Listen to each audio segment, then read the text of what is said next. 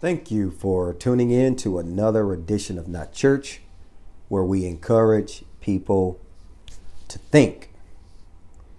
Does church use relationships to manipulate and abuse? Think about that question for a minute. Does the church use relationships to manipulate and abuse? What I'd like to do is go to two quick scriptures, and I'd like to share what they say. And I'm going to use the traditional King James Version because, I'm doing that for a reason. Number one, I realize that there's a lot of people in the deep pockets of the South who still will live and die by that King James Version of the Bible. So I like to read from those scriptures because I think I could make my point whether I'm using the King James Version of the Bible or the New Revised Standard Version of the Bible or the NIV. I think I could make my point the same way. 2 Corinthians 6:17 says in the King James Version, "Wherefore, come out from among them and be ye separate, saith the Lord, and I will touch not the unclean thing, and I will receive you." Wherefore, come out from among them, be ye separate, saith the Lord, and touch not the unclean thing, and I will receive you. Mark 16:15 in the King James Version of the Bible reads, "And he said unto them, Go ye into all the world and preach the gospel to every creature. And he said unto them," this is referring to Jesus, "Go ye into the world and preach the gospel to every creature." Now, what if we took both of these scriptures literally? What if we took them literally? 2 Corinthians would mean that you would physically have to disconnect yourself in thought, deed, emotionally, and any other way that you've been connected with them, quote unquote. Seemingly, right, the opposite is said in Mark 16:15, where you are commissioned to go into the world and proclaim the good news to every creature. Now think about that. That's not just saying human beings. That's saying every creature. Question, what is your good news? Some people's good news is that their minds was once in bondage to an oppressive system, but now it is not. Case in point, the Israelites.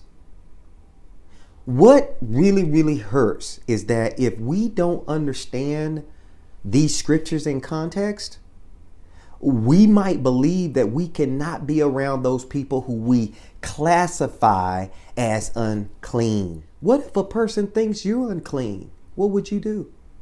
What is your definition of unclean? Unfortunately, some have used 2 Corinthians 6:17 for justification to hold grudges, animosity, disagreement, and simply dislike of a person and or accusations of uncleanliness in order to separate or justify the separation of themselves from people in which they don't agree with. And this has happened even with blood-related families. They have literally split up because of labels that's been placed onto them by our own family members that we're unclean simply because we don't agree or sometimes don't agree with their interpretations of scripture. We have to ask ourselves, is this really what Jesus' plan for the world was and is? In several instances, Jesus defied those arrogant-minded, haughty, and religious classes by serving the least of these. Those people that the elites of the world would have rejected.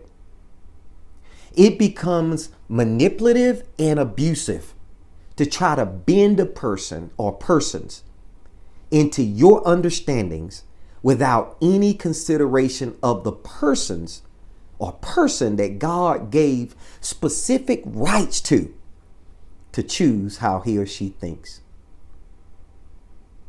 When you begin to use scripture as a weapon, right, to demonize good people, you have defied the essence of what Jesus claims to have come to do. Lastly, I'll say this. It becomes not just good news, but the best news to know that you are no longer being emotionally manipulated by people and or family that desire to force their biblical understandings upon you. Thank you for listening. Thank you for tuning in to this segment of Not Church. And remember, like, comment, subscribe.